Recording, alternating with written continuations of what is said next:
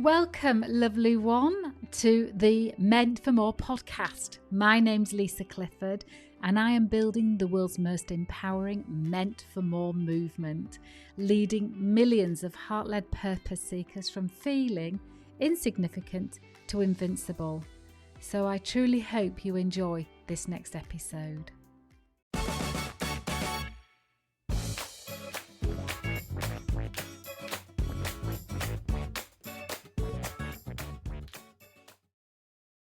And we have the most lovely Sammy Garrity. Sammy has mentored over 70,000 change makers to build personal and business brands for more than 2 decades. She definitely does not look old enough. The brand catalyst, Sammy, knows that too many entrepreneurs paralyze their success by not feeling good enough, worthy enough, or confident enough to be visible. That's why she and her husband Greg are publishing the 1-year No Fear book series and Invincible Impact program to guide small business owners in courageously building successful brands that create invincible impact. Sammy Garrity. I'm so happy to have you here, even though you couldn't. Well, you could be further away. You could be in Australia, but you're in Texas, which is pretty far away. We go back, darling, don't we? And I always have to share the moment I remember meeting you. You were sat at a lunch on the same table. I was going to say my table, our table. And you were larger than life. You still are larger than life, full of energy, full of appetite for life. And I remember you giving out your business card that had texture on it. I think it even had it was embossed in some way, and it had scent. And in your introduction, that clearly was a masterpiece, because I can remember it 18 years later. You gave us all an education about a scent is really important. It's got to represent your brand. How do you want your customer to feel? How do you want the person you're connecting with to feel? It's not just about them knowing your name and number and how they can get hold of you. It's about the experience they have. So I'll never forget that. And then from that point, we built this amazing connection and friendship that has stood 18 years. Maybe we've not been in each other's pockets all that time. That's the power of networking with the intention of making friends that you build trust with. And we've been mountain walking, we've wild camped together, we've laughed and cried together. Oh, we've made it this far. And I'm just, first of all, so grateful for your friendship. And I get to have your incredible wisdom, brilliance and expertise in my life. And if you'd have paid me 50 quid for this intro, it'd have been worth it, I think. So lovely. I'm going to start with my question, which is, can you recall, or which experience do you want to recall and share where you've had that stirring, that aching in your body that you knew you were meant for more? Wow, that's such a big loaded question, and what an introduction. When you just said 18 years, my heart flipped. I was like, wow, 18 years of life, of love, of adventures. Yeah, it's like, gosh, that makes me feel like I should grow up a bit. Never. Wow, that meant for more moment. I have so many meant for more moments. It's which one do I pick? You know, the meant for more moment when I built 5 companies, had every I made it moment, you know, my dream house, the dream income, the dream everything, but felt so spiritually bankrupt that I had 4 near-miss heart attacks in 3.5 months and made the decision, I'm meant for more. God is clearly telling me you're meant for more for this. And I'm just going to keep giving you these nudges, and they're going to keep getting bigger until you follow the path that you're meant to take. And I think that's probably the first meant for more moment that I recall. And I've had so many more of them since, but I'd say that's the biggest one. 5 near heart attacks. 4 near heart attacks. Were you in the same position each? Were you in the same work, or that's working in the same way, and all 4 happened So you didn't listen to the first or the second or the third? Just saying. Who's stupid enough to do that? I think when I look back on that time, when I look back on that time, I look at how self-absorbed I was, how focused on money I was, how focused I was on keeping up. Because when you get to a certain level that I was at that time, and I'd built, what had become quite a big branding and marketing agency, and you and I used to go climbing mountains, and we knew each other at that time. But at the point that I was experiencing these almost life-ending moments, like you and I had kind of not gone different directions, but both of us, your business took off, my business took off. But when I look back on that moment, there was so much pride in me that I didn't tell anybody what I was going through, because I felt like that was weakness, and I couldn't afford to show my weakness, because I felt like, well, I'm at this level, I can't tell anybody what's going on inside. I can't trust that if I say it to, the people that I am surrounded by, well, are they going to see that as weak, and then they're going to stop working with me or stop referring me? And so I really saw that as a position of weakness. I know different now, but back then I didn't tell anybody what I was going through. I kept it all to myself, which actually built it up even more. And I remember the third time, you'd think that I'd have got the message the first or second time, but the third time I was in, is it St. James Paget Hospital in Leeds? And it was about 2 o'clock in the morning. And I just remember being wired up to all the sticky things on my chest. And I had the monitor next to me. I had a curtain kind of pulled around me, but I could see the rush of everything that was happening in A&E around me. And I just remember the overwhelming smell of, like, that antiseptic smell in hospitals, and the lights are so bright. It's like these strip lights. And I just remember like being so overstimulated by that. And the doctor coming in and checking everything over and talking to me and asking me questions and ticking off the things. And I remember him catching me look at my watch, and he said, "Do you have somewhere to be?" Like really sarcastically. And I said, "Yeah, I've got a pitch in the morning. How long will it take before I can get out of here?" Gosh. And I remember him just looking at me like, "Do you realize why you're here?" And I didn't care about why I was there. All I cared about was that I had to pitch to this company in the morning, and I had to get out to complete the final parts of the pitch. All I cared about was that.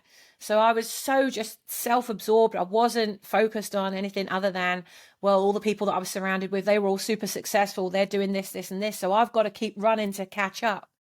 And I just felt like I was constantly running to catch up all the time. Even when I surpassed my goals, I still felt like I was running to catch up. And that kind of breath constantly, well, you're supposed to have that when you're running away from a tiger. You're not supposed to have that every waking moment. Pitch.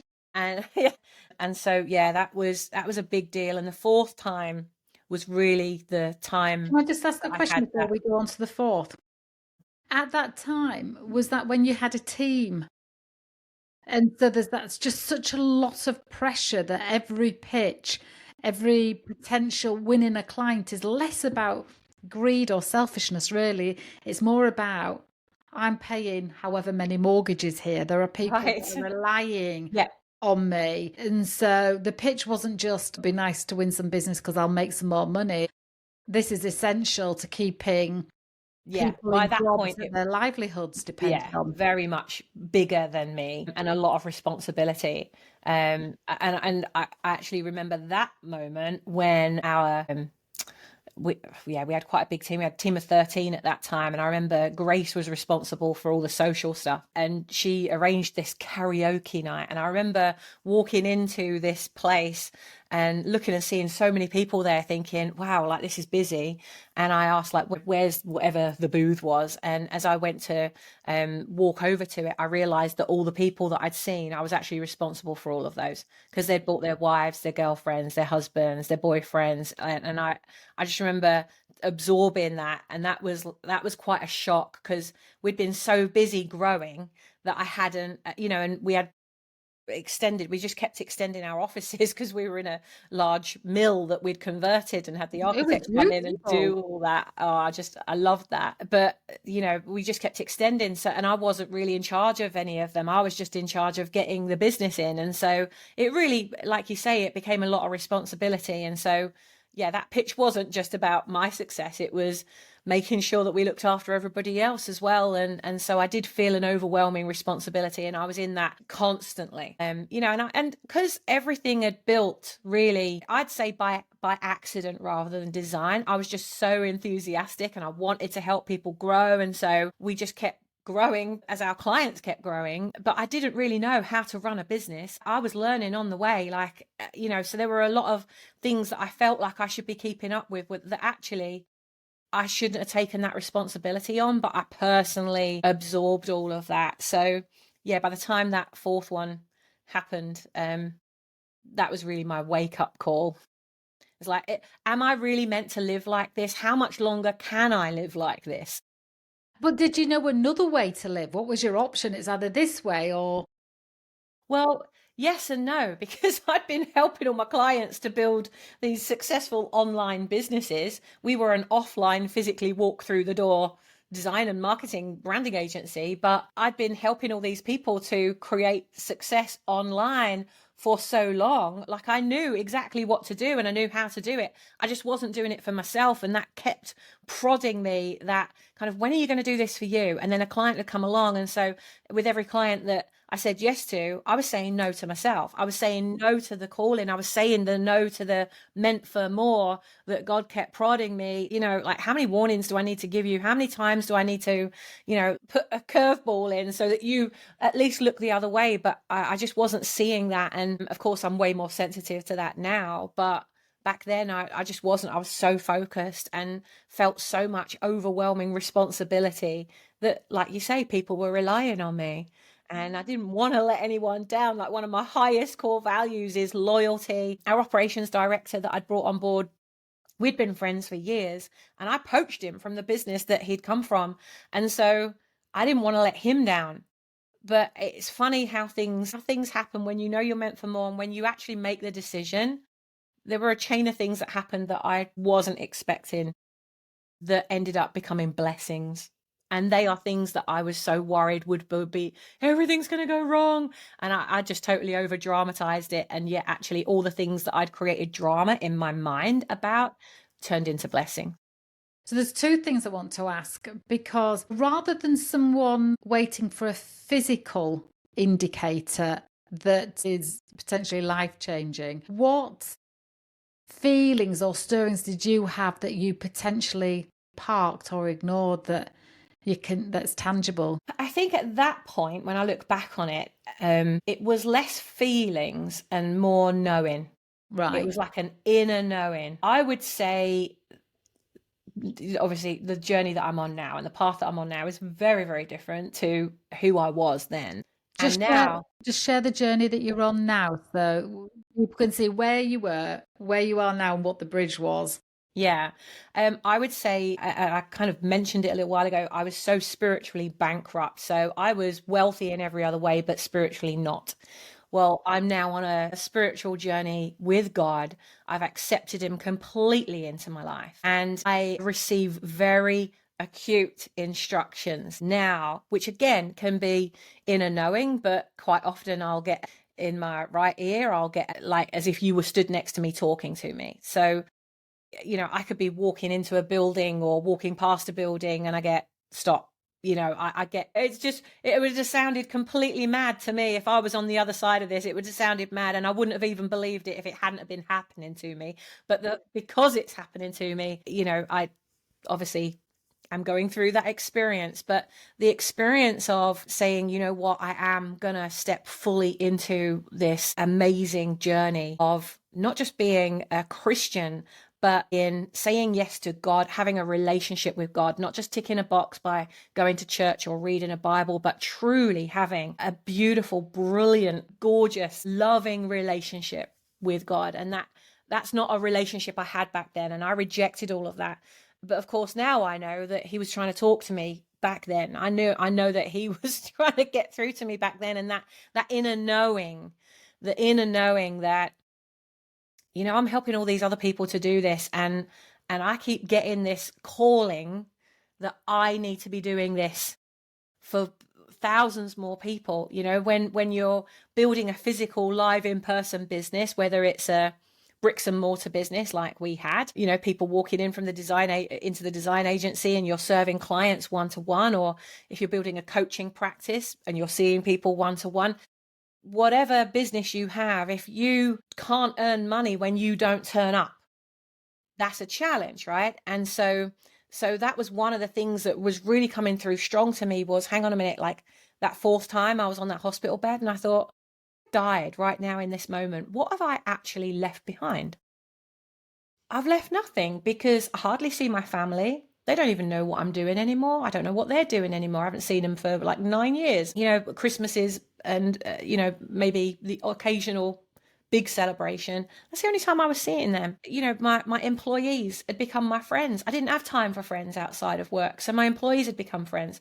But it's like the worst kind of friends, because they're friends that you love, but you can't talk to, because they don't want to know what's going on and like what's stressing you out. You can't afford to tell them that, because they'd be leaving and getting another job if they knew what was going on in your thinking and your mindset. Sometimes you could, so you had friends that you can't talk to, a business partner that you don't want to stress out, so you just get on with everything on your own, and before you know it, you're taking everything on your own. You've got no friends outside of work. You're not seeing your family.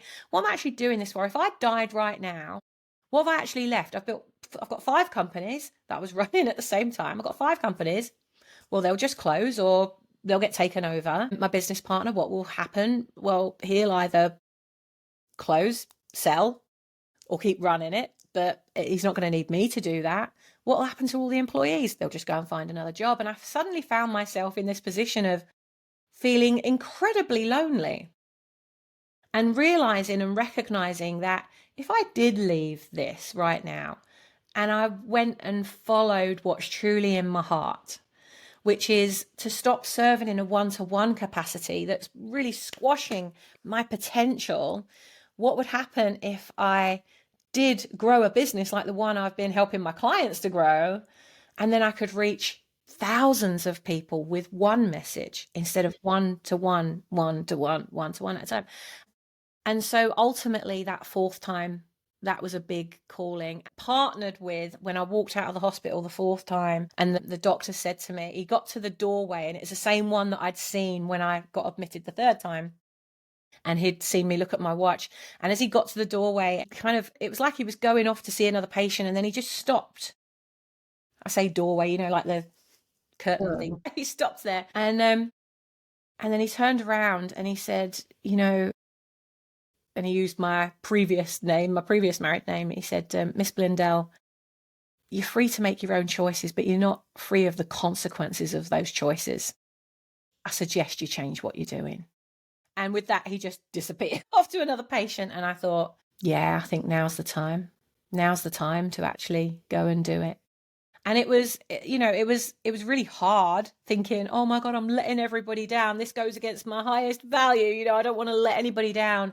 But then when I went into the office and said, I'm complete, I'm done, this is what I'm being called to do this, I need to go and do it. It turned out that the guy who I'd poached that had become our operations director, he ended up taking the business over.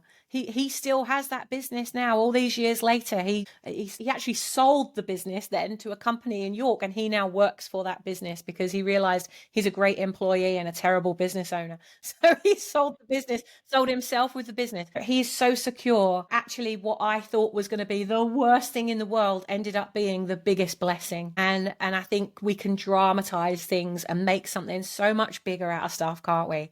And then once you've got some distance from it, you can look back and say, wow, like if I hadn't have made that decision, how different would his life be now? So yeah, gosh, I would say that's probably my biggest meant for more moment, because of everything that's then led to since. I mean, it's pretty dramatic, isn't it? And it's pretty unavoidable to listen to. What do you think happens for people then when they've got that stirring or that ache, and they don't listen to it, and maybe stay in a leadership role in a job that almost with some belief systems of it's better the devil, you know. The noise you can hear is Lexi that's blending nicely into the sofa behind, but not.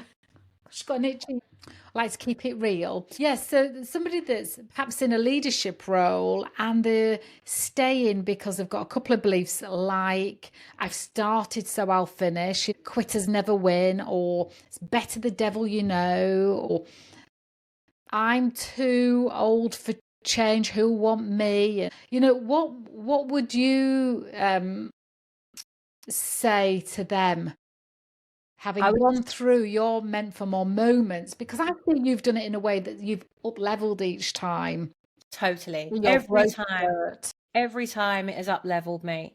We can go through those periods often where we feel like we're never going to come through this. Oh my gosh, like I'm going to look like such a failure. I had all that stuff going on. Like if I walk away from this, I'm going to be the biggest failure, right? And what I've realized since is recognizing when to quit, and I now call that exit strategy. So if I'd have seen it as an exit strategy instead of I'm quitting, so I'm failing, then that would have been a way better, healthier approach. And going back, I think my mindset is the biggest thing that I would have done differently. I would have done everything that I did exactly how I did it, but my mindset was the thing that was really killing me, as opposed to everything else. It was the way I was talking to myself. I'd never have talked to anybody else the way I was talking to myself. Oh, you're such a failure. Like, you know, nobody else feels like this.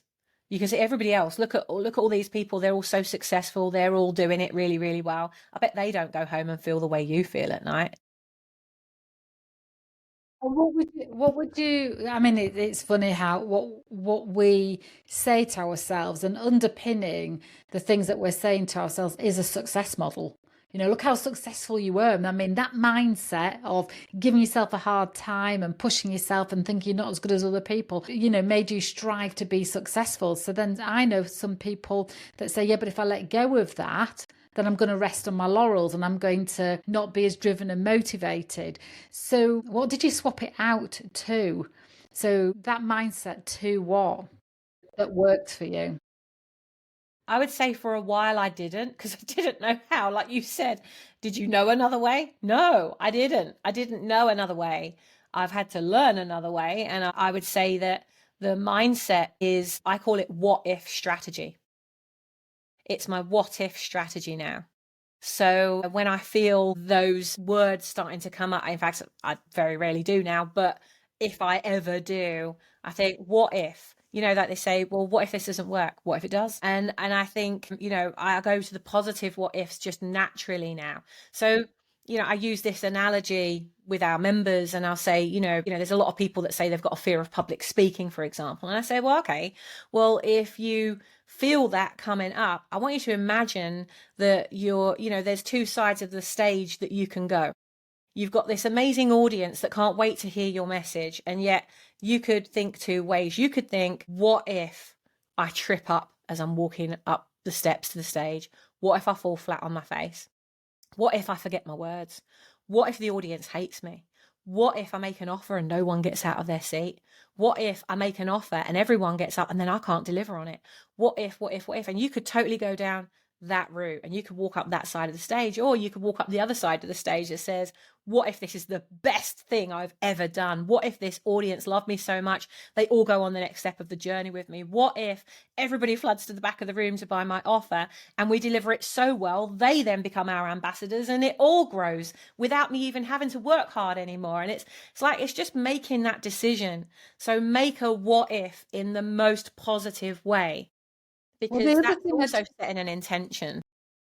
Yes. And the other thing I just want to add in there, what if I don't have a fear of public speaking?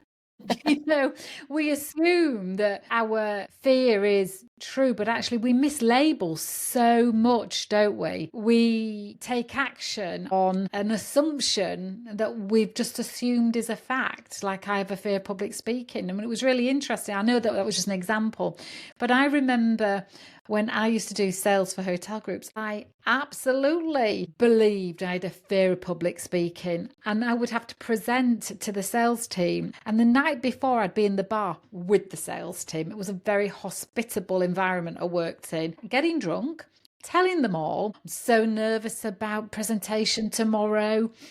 And then tomorrow would come round, and the thing that I was nervous about was, are they looking at me to see if I'm nervous? So I had created, it wasn't until years later until I learned about the mind and how we can retrain it. And then I did my first workshop, and I thought, what if I'm not nervous though? What if I'm actually excited? And then what if I treat this like these people are here because they want to be here? What if they're just friends that I don't know yet? So your what ifing is probably one of the most single powerful questions out of all the NLP that we know. That is one of the most powerful ones. Anyway, I'm sorry I interrupted you. I've no idea where. No, I love the story, and it will hopefully relate to those that are listening or watching. That what ifs are you thinking right now? Because you can pretty much tell by how you're feeling versus what you're doing. Like, are you living by example? Are you living in your heart and leading by example? Or are you living in fear and some of the drama and the made up things that we really tell ourselves? I mean, I loved your chapter in Catalyst of Change where you talked about, well, if you're going to make something up, make it good. I've actually got a really funny story. A friend of mine was presenting. It was when her business was quite new, and she was presenting at York Venture Fest, and she said, "I'm so nervous." I said, "Well, how about you do a visualization?" Now, I thought wrongly I could leave her alone to do a visualization. I didn't have to talk her through it on the phone because she'd only rang me for a natter. And I said, "How about you do a visualization? Just visualize the room, visualize it going really well." Anyway, she was ages in calling me back, and then she called me back, and I said, "How did it go?" All excited, feeling proud of myself that I'll have made a difference. And she went, "Oh, it was awful." I went, "How can it be awful? It was yours." And she said, "Well, in my visualization, hardly anybody turned up. There was a guy that sat on his phone, and no sooner had I finished my introduction, he said, 'This is a load of rubbish,' got up and walked out." And I said, "What else happened? Because you were whiling calling me back." She said, "Well, I followed him." I followed him and had a conversation with him in the corridor. We laugh about it to this day. And I said, "So your mind could make anything up. It could make anything up that would support you for tomorrow. And you chose that." I said, "Right, I'm going to have to sit with you and go through this. You cannot be left to your own imagination, clearly." So, normally visualization works beautifully, but there are the odd person that wants to see through something not going so well. It's so funny, isn't it? But It is. for those of you that are watching and listening right now, visualization is so, so powerful because your mind doesn't differentiate between visualization and reality. It thinks if you've visualized it, you've experienced it, so therefore it's possible. So it's really key that, not that this is meant to be a lesson, sorry, but I just wanted to fill it in. It's really key that when you do visualize, you visualize what you want, because your mind is like a genie. It thinks your wish is my command. And when you think about some of the things that we think, there's that saying, isn't there? I need to think about the worst case scenario, and then at least if it happens, I won't be disappointed. But I think that's an old belief that we're brought up with, don't you? That is awful. I think that what you're doing is you're setting intentions that there will be a plan B. I remember a coach years ago saying to me, "What if there was no plan B? We're playing with what ifs. What if there was no plan B? What if there was only plan A and you were going to make it work?" Now, when you have a plan, it doesn't mean that you only stick to the first idea of what that plan is. That one plan, that one idea might have 27 different ways to make it work. But you keep going and you stay in lane with it. And I think especially if it's an idea that that is bigger than you. I knew when I was walking away from that business or businesses, I knew that there was something way bigger, way bigger. I didn't know what it was. I was walking away with a heck of a lot of faith. When I talk about it now, I refer to it like, I can't remember what the Indiana Jones movie was, but it's the movie where he's running away from the enemy and he gets to the edge of the cliff and he's got like, there's nowhere else he can go. And he's just got to take that leap of faith. And as he steps out into the unknown, the step appears underneath his foot. And then he takes another step and another step appears underneath his foot.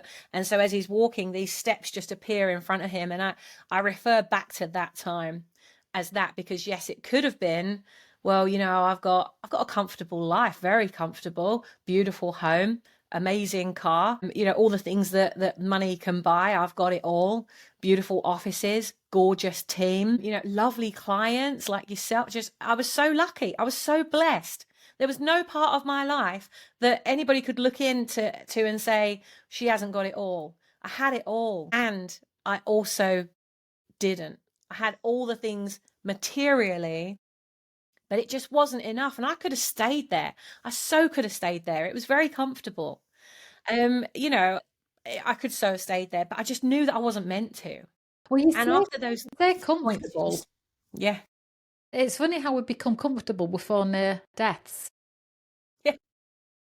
Right. Because but it's almost certainty and familiarity then becomes what we consider comfort, but it's anything but comfortable, isn't it?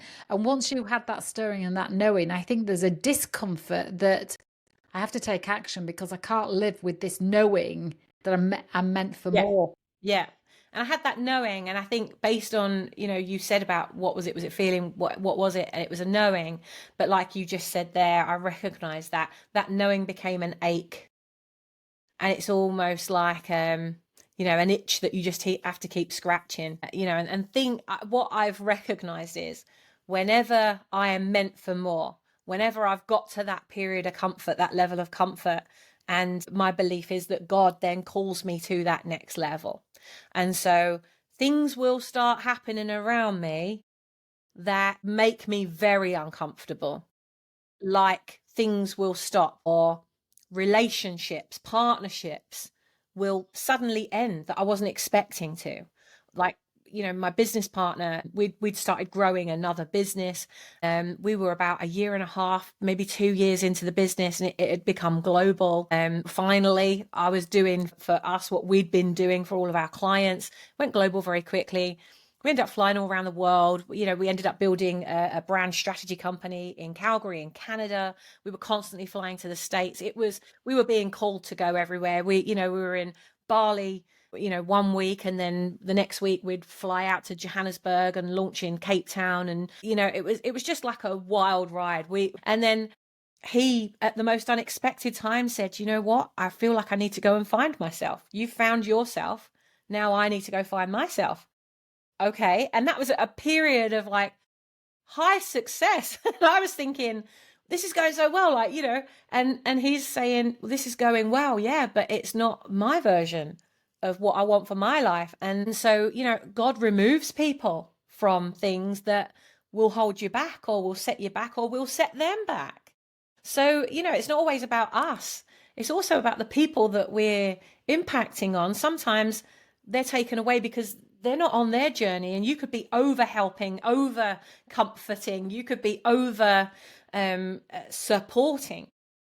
You could be over supporting them to stay where they are comfortable, and eventually God will take them away and you think, what did I do wrong? What happened? And it's nothing to do with you. It's their journey, and you can't take responsibility for that. And so there's been periods of my life when you think everything's going so well, and then something stops and you go, whoa. Like, we'd built that company, he'd then left. I carried on growing it, and it was on such a roll. Oh my gosh, we were delivering 34 live in-person, quite large masterminds. They were getting to be quite big all over the world every single month. Like, sometimes we had 2 or 3 running. We'd have one running in Australia, one running in Fort Lauderdale, another one running in New York. These could, it was constant and it was growing. And then lockdown hit. Well, because it was a physical business, I lost my business overnight. Again, like, wow, didn't see that coming. Now what do I do? And I would say that took me 2 years of grieving over that business. I was talking about it last night to someone. I said to them, I still think I am grieving over that in some way because I was so in love with the business. I was in love with our members. I was in love with how we were growing it. I was in love with the impact we were making. And then bang, it's gone. And out of your hands. Totally out of your hands. But you could be so in your flow, enjoying it, and you're going in a direction, but it's not the direction you're meant to be going. And if there's something that you are meant for more to be doing, you'll be called higher to that. And when I look back on that, I can join all the dots, all the signs. I was being called away from that way before it was taken away from me. And so I was getting those nudges again, the feeling, that itch. I was getting that. I was getting the warnings. I was getting it all.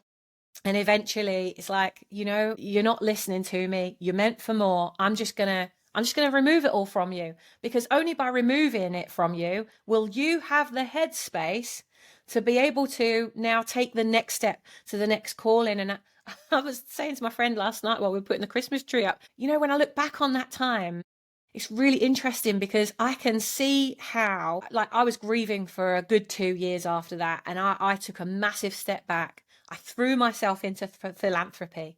We did everything for charity. I was allergic to money. I didn't want anything to do with money. If being successful and having money meant that I was going to be burned out and have heart attacks, if being successful and making money meant that I'd be on such a roll that it could all be taken away from me at any minute, then I'm just going to give it all away. And so over that 2 years, everything I did was to raise money for charity. We supported hundreds of charities. I started a thing called Ripple Fest. Every single month we charged ticket sales. We chose charities. The speakers that were speaking, they chose the charities. We supported so many charities. And there gets a time where you have to look back and say, well, if I can create that level of success when I'm giving it all away, what would happen if I chose to believe the what if of, I now know better, I can now do better, I now understand other business models, and now it's time for me to apply all of that and now say yes to God's mission. And that's ultimately what happened. And yeah, what a journey. And, not without needing the ability to trust yourself. I think self-trust is a key ingredient that gets overlooked so often when people are making change. They want to have everything in place. What's my idea? What am I stepping into? Do I know how to do it? I don't know how to do it, so I can't have that idea. I need to think of an idea of something that I do know how to do. Dependent on how somebody's level of self-trust will determine as to what goal they set and if it's big enough. For you, and there's so much work I do with self-trust with people because it's often the only missing component. When that's in place, then they dare to dream big enough. But for you, what does self-trust create in your world? Or what have you, both in your world, but also what have you seen in other people when they haven't trusted themselves? Really interesting, because we've mentioned I'm on a very different journey now, and I no longer have to trust myself, because I trust what is greater than me. I trust that God has seen something and grown something in me that, he doesn't call the qualified. He qualifies the called. So I know that he has qualified me, and I have qualified myself enough now that I don't need that confidence in myself. And actually what I've found, especially with my members, when they have those wobbles of self-confidence, I say, look, okay, let's park that to one side for a moment, because you actually don't need to be confident in you. And they always look at me like, what? Of course I need confidence to do this. I say, no, you need confidence in the idea. As long as you've got confidence in the idea, as long as you can say, what do I have in the palm of my hand right now that could just make a difference to somebody? Knowing that you can make that difference. And if you have that confidence in that, you're going to grow your confidence on the way. Because as you see people getting the results from the thing that you are doing, your confidence is going to start to grow. Oh, whenever I do this thing, they get this result. I'm going to do more of that. And then you do more of that and you see more people flourishing or whatever it is that you choose to do. And you'll gain more confidence and more clarity. You'll feel more connected to yourself, to your idea. I've watched people just say, okay, all right, I haven't got any confidence in me, but I am really good at this one thing. Great. Let's go all in on that. They go all in on that. And then it's like watching them blossom, and then they become confident in other things. So I think, yeah, to a certain extent, you need to have that self-confidence. But I think we put a lot of pressure on ourselves having to be confident in everything. And actually, if we can be confident in just one thing, I've found that we can grow our confidence from there. But also where I'm at now, having built so many things and done so many things, and I'm at this stage now where I can be completely confident in him. I'll give you an example. The very first time that I spoke on stage, and this was way before I had a relationship with God, just putting that out there. This is like 15 years before I realized I'm trying to do this all on my own. Like, I've got a whole spiritual army behind me that I can't see, but I know is there, right?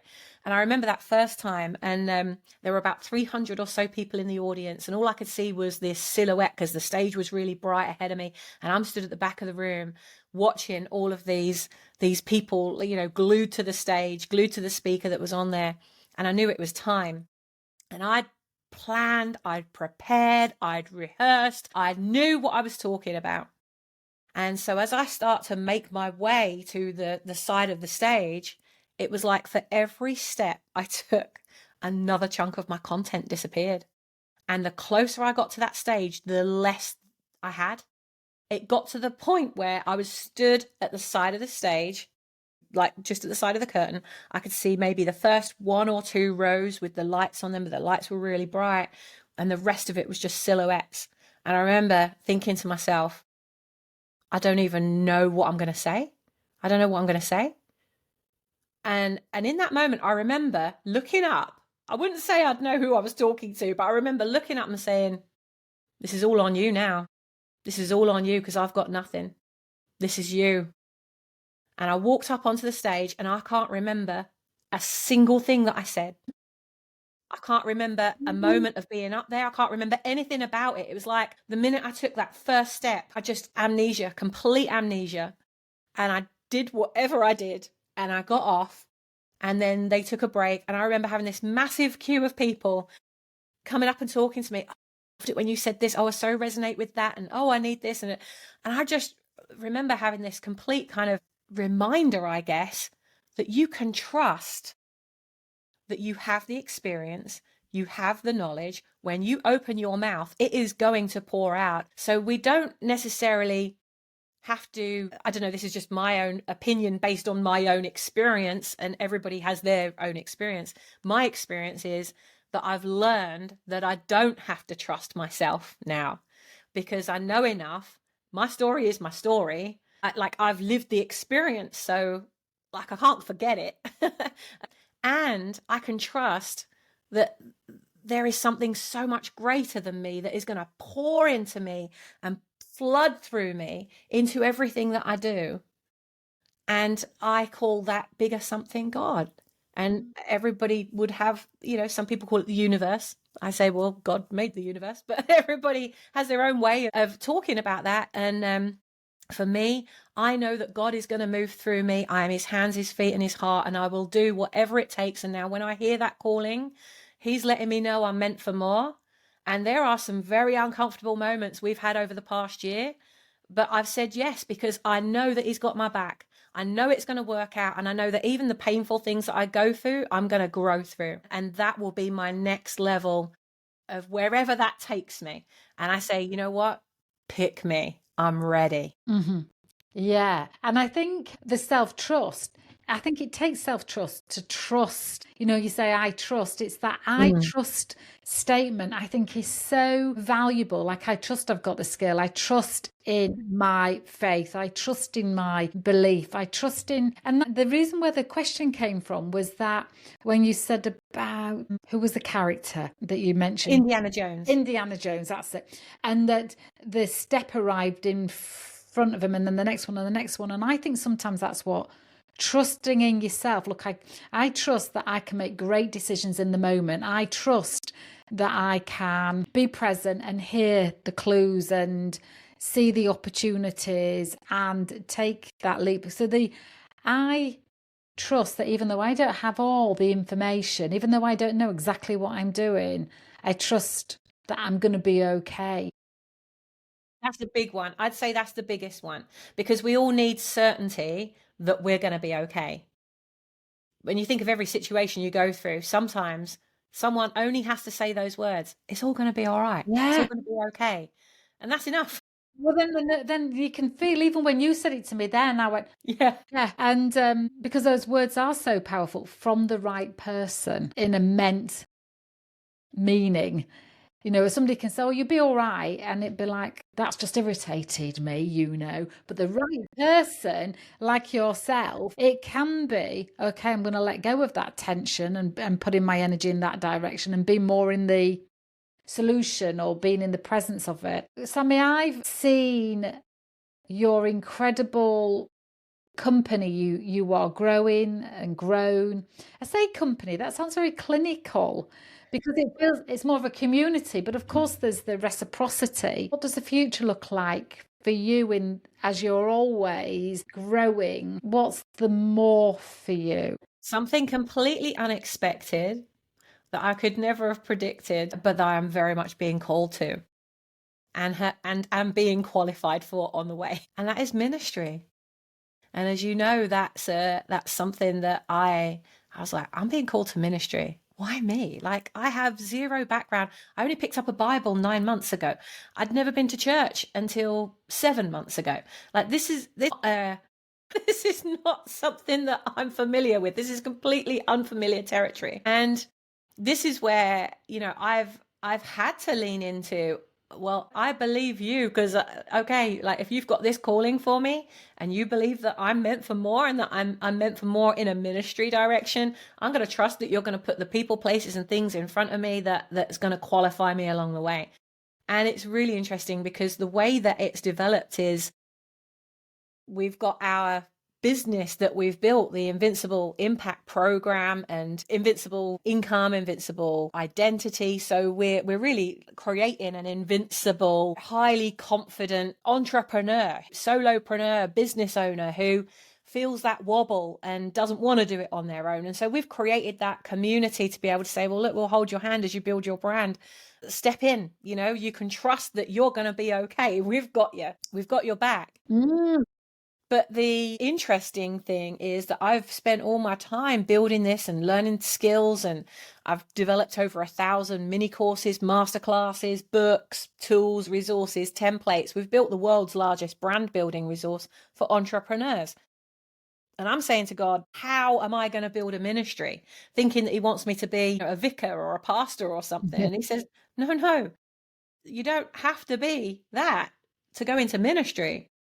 You can take everything that you have done and make it widely available for everyone. At the moment, the only people that can access it are your members.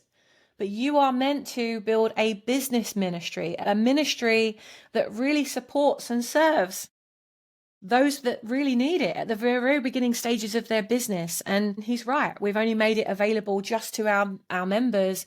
And so we're now taking the resources and the tools and everything that we've created over the last 24 years that have supported over 70,000 business owners so far to start, build and expand their brand. Now we're taking it into a Christian audience as well. So we have impact catalysts and we have kingdom catalysts. And our kingdom catalysts are our catalysts who really want to be inspired by and incorporate into their business biblical and scriptural principles.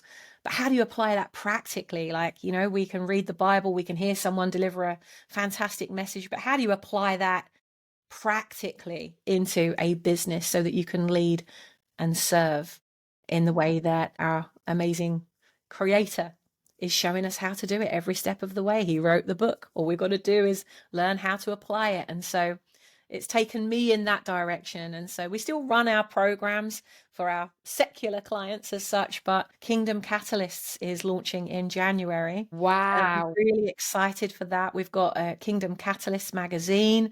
We've got so many things that are coming out that an amazing online resource that will help to spiritually grow. Even people who aren't necessarily on a Christian walk, these resources will just help you to walk right in life. You don't have to be a Christian to do the right thing, to be a good person, to grow a good business. And so we'll be doing that rooted and planted in. Wow, that's amazing, darling.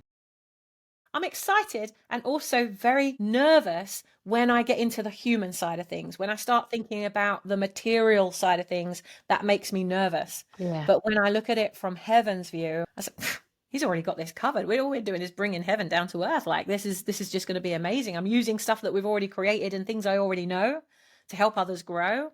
Well, I can put my faith in that. And just to wrap us up with then, lovely, what bit of wisdom, story, or tip would you like to give to our viewers and listeners that are maybe connecting with that feeling that they're meant for more? What would you say from your vast life of experience? Oh gosh, I would say really it comes down to two things, maybe three. It comes down to three things, and they all begin with V. The first is vision, and I would say don't squash your vision. See the vision from heaven's view, not your own eyes. See your vision from heaven's view. What is God planting in you? What seed did he plant in you before you were even born that he's taken you through the whole journey he's taken you through right until this moment where you are now made for this moment because you know you're meant for more. And if you were to look at that vision, not through your own human eyes of who you are now, but step into the future, even 10 years into the future, and look at yourself 10 years in the future from heaven's view of what is the potential, the possibility, like grow it, build it, expand it, add color to it, make it as big as you possibly can. And when it gets that big, then make it bigger, add a zero, make it so beyond anything that it's so big that without God, you couldn't achieve it. And I agree. Create that. I think, I know you've got two other V's, but I think there are two reasons why people don't achieve goals. One is that their goal isn't big enough. Just isn't big enough. It doesn't excite them enough because they've done too much accommodating around their current ability. And the other reason is what they believe. So I completely love that. What are your other V's? Well, once you know what the vision is and you've really seen that, then get back to your core values. Your core, not ones you've borrowed, not ones that belong to your mum and dad, your own core values, what is really important to you. And I would say, take your three top core values. What's really important to you? Who do you want to be, I guess, is a way of saying that, because your values are who you are, not what you do. Your values are who you are. So who are you? If it was just you and your creator, and you were just being your true natural self, and you peeled all the layers away of who you've got to be for everybody else and what you should do, must do, have to, got to, remove all of those layers and just get back to, it's just me and my creator. Who am I in his eyes, and who do I want to be when I go back into the world from this moment? So now you've got your vision and you've got your values. All right, I've got this big picture. I've got this vision seed that I'm going to keep watering and nurturing. I'm going to step out in faith. I'm going to go all in towards that. And here's who I'm going to be as I do that. And the third V is your value. Now, your value is who you already are, the skills you've already built, all the things that you already are without learning another thing, without doing anything else, without learning anything else. Who are you? But from a historical perspective. And I'd encourage every single one of you to sit down with a journal or a bit of paper or a napkin. It doesn't matter. You could type it in, you could talk it out, however you want to do it, what's right for you. But just look back over your life and look at the amount of value you have stored in each of those cells of your body.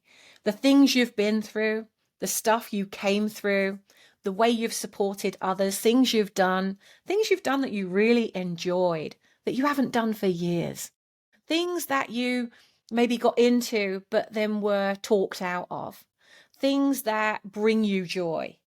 Just list out all of those things that you've achieved, awards you might have won, things you might have built. Doesn't matter if it didn't work out in the end, but you still built it. What did you do? What were you persistent about? And just even spending an hour doing that, you'll be amazed at how gifted and talented and wise and amazing and brilliant you really are.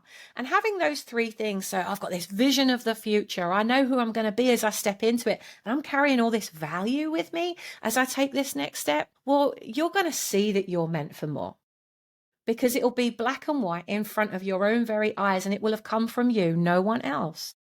And I believe that's a really powerful activity to do. It's what helped me after I came through that period of walking away from the business, almost having those heart attacks, walking away, moving to a country that I didn't know anybody other than my parents. 1 meg broadband. I wasn't connected to the world. It was literally, I moved to the middle of nowhere in a tiny little remote part of France so that I couldn't be around anyone. I removed all of that so that I could get quiet. And that activity that I just shared with you is the very thing that I did. And that's so doing that and then listening. We're taught to pray, which is for some people is pleading. Help me with this. Please do this in my life, But, and there's nothing wrong with doing that. I prefer to be grateful for it, even if I don't have it yet. Thank you for the thing that's on its way, right? But I think what's more powerful is the meditation part afterwards. So to pray is you speaking. To meditate is God speaking. So once you've done that, just allow the thought, that pressing nudge, that itch, allow it to be expressed. And don't judge it. Write it, speak it, however you want to do it, but don't judge it, because it's not coming from you, and it's not for you to judge where it's coming from. So just allow it to come through, and that's going to give you your next steps. And those next steps might make you feel incredibly uncomfortable. Giving everything away and leaving our country, moving to the other side of the world was not comfortable. I can promise you that. There's not a part of the journey that we've experienced since we made that decision in January that has been comfortable ever since. But I'm getting really good with not being comfortable, because I'm not meant to be comfortable. Well, I think we feel uncomfortable with consciousness, don't we? Is that being awake? What I'll say when you do that exercise is that then you realise that where you are, you have outgrown. Once you've done that exercise, you can't not look back and think, oh, I've massively outgrown where I currently am. And so not only does it help you step into the what is more meaning for me, but it helps you realise that now is the time to step away, because you can't unknow. Once you do that exercise, you can't unknow it. And that giving it space, that meditation, is a bit like planting a seed and leaving space around it for it to grow, rather than planting a seed and another one all around. And then when it comes to grow, it can't get the light, it can't get the water, it can't get the nourishment. And so it doesn't grow into its potential. Well, it doesn't, and quite often can die, just like a plant that doesn't get watered. And then you look back on it and you go, well, that didn't work. Well, it didn't work because you didn't water it. Yeah. But this is where you are the perfect next step for somebody who is feeling those urges, those itches, now you've done the activity. I need to trust somebody to present this idea, to brain dump all the things that are coming to me, because I think one of the worst things you can do, just from experience, is to, without formulating and brainstorming the idea with somebody who knows what they're doing and can nurture it and nurture the positive aspects of it, the worst thing you could do is, go tell your friends down the pub or whatever, before you've expressed, explored, expanded and exploded the idea, is go and tell, people who aren't moving in that direction, who aren't living the same life or lived experience that you are. And you will quite easily have that idea crushed before it's even had the ability to be planted. It's like someone takes a seed out of your hand and throws it down the toilet and says, "You? Who do you think you are? You couldn't do that." Or they turn it into a Frankenstein where you don't recognize it and it doesn't serve the purpose of what you were looking at fulfilling, and the goal Yeah. was to fulfill that purpose. And now you're not hearing God, you're hearing somebody with an opinion, and opinions are like buttholes. Everyone's got one. So, now, like you say, it could be just stretched into something that is no longer the vision seed that has been planted in you. And it's been planted in you because you are trusted with that. You are trusted with it. And he's trusting that he gives that to you, and you're going to water it, you're going to grow it, you're going to nurture it, and it's going to lead to the life that he sees for you. So don't get distracted. Don't look left, don't look right. Just look to an incredible coach like you, Lisa, who can nurture and nourish. And like you did that for me. I remember laying on your couch years ago. It must be about 15 years ago. And you did the visualization exercise with me, and you had me seeing, I think you saw more in me that I couldn't see. And that's what a good coach does, and they help you. They don't tell you, they help you to see what they can see. And I remember you doing that visualization with me, and I could see me teaching. I could see me delivering workshops. And these were things I was not doing at that time. And I could see me doing that. And I remember when I explained it to you, and at the end you said, "If you do that, I'll buy it from you." Like, You know what? I've just got goosebumps because I remember that. And I think I remember at the same time you were visualizing it, without you saying what you were visualizing until you told me at the end, I had written down something similar, like I'd seen your vision almost. And I think sometimes you can just see someone's potential pouring out of them as though it's clear as day. And you're right. It requires somebody that will hold that as you decant it before you get afraid of your own light or your own dreaming big. Because I think people can often get afraid of how big something is. The other thing that I love that happens from my own experience, and then I see it happen in so many other people, is that they get clear on the idea. They've got the courage to hold the idea without shrinking it. When I leave them overnight, I worry what size of goal is coming back to me the next time. I know that feeling. And I have to remind them it was that size for a reason. But that's just nature, human nature. But I think when they start to take an action, and certainly when I've taken an action, there's so much ease around the action, and the response from life meets. And Peggy, my spiritual mentor, she says you set the goal and God will breathe the air into your sails. And I can't tell you how, or even that Indiana Jones, was it Indiana Jones? The step, I haven't seen it, so the step arriving underneath the foot. If it can't just come from lying back and visualizing and taking no action. You've got to show up and be fully present in life, and driven and motivated and excited and courageous with embodying the goal, haven't you, or the dream? But what I have completely noticed is when you look back, the amount that you put in compared to the life, universe, God, whatever our invisible source is, it ends up being, I reckon we only put 25% in. I reckon the universe, God, chips in 75% to make it the 100. Even if we're giving 100%, when you look at the overall, what's the word, activity, growth that goes with it, I'd be surprised if our contribution is 25%. I'd reckon it's less. There's just so much more when we follow our true inner calling.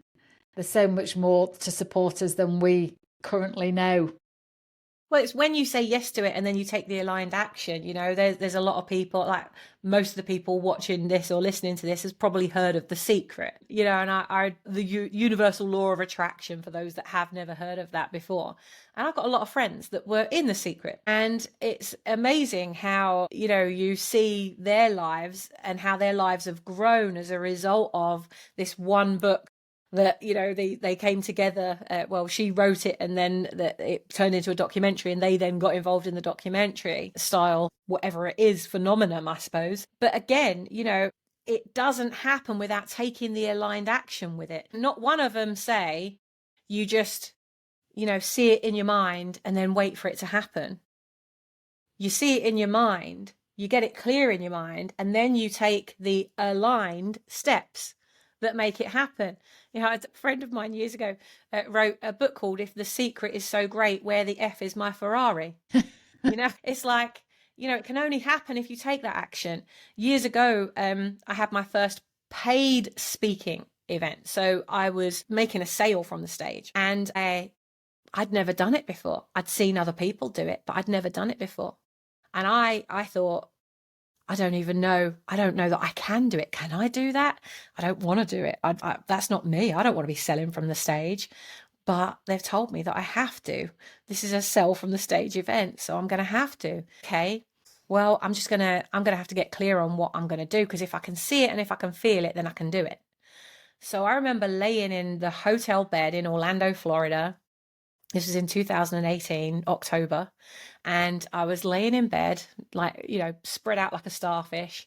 And I visualized exactly, moment for moment, what that was going to be. A bit like your friend, but I was positive about mine. And I saw how it was going to play out. And I let my mind wander, and I let it go to other fantastic things that I couldn't expect to happen. But it was like, okay, so what are some of the things that'll happen that are brilliant that I'm not expecting? And I saw all these things, and it gave me ideas. It was like, it wasn't just my vision. I was partnering on the vision, and they were like, woohoo, right, she's visualizing, let's plant some things while she's there. And there were quite a few things actually that's brilliant. Okay, excellent, I'm gonna do that. And so that really prepared me. And I took action on the things. I immediately journaled them out. I took action on the things to make sure they would happen. I put everything in place, and it happened better than even I'd seen, to the point that we had a stampede to the stand for 3.5 hours. I was signing books and signing people up to our program, even though the big name speaker was on stage, and he was the one they were all counting on to make loads of sales in the room. And there's little old me, who's never made a sale on stage in my life, because I saw it and it happened. And that was the launch of that business going global very quickly. And I just think it's in those moments where you see it and then take action on it. It's no good seeing it and receiving all these amazing visions from God, source, the universe. It's no good receiving all of that and then waiting for it to happen and saying, well, it hasn't happened yet. This is rubbish. I don't believe in this universal law of attraction thing,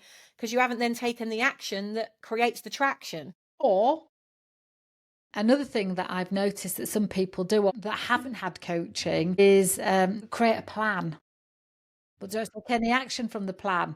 But they've invested so much time in creating the plan because that's where they're comfortable in the planning, but not the action from the plan. So that's just a form of procrastination, isn't it? So yeah.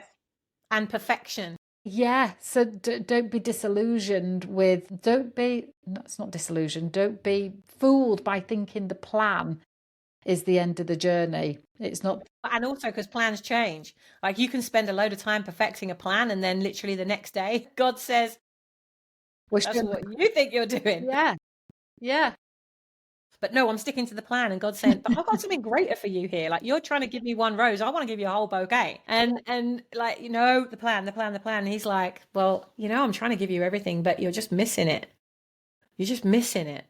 How can I give you all of this stuff that you've seen if you're so focused on that? But there's something better. I think it's like, meant for more and something better. Yeah.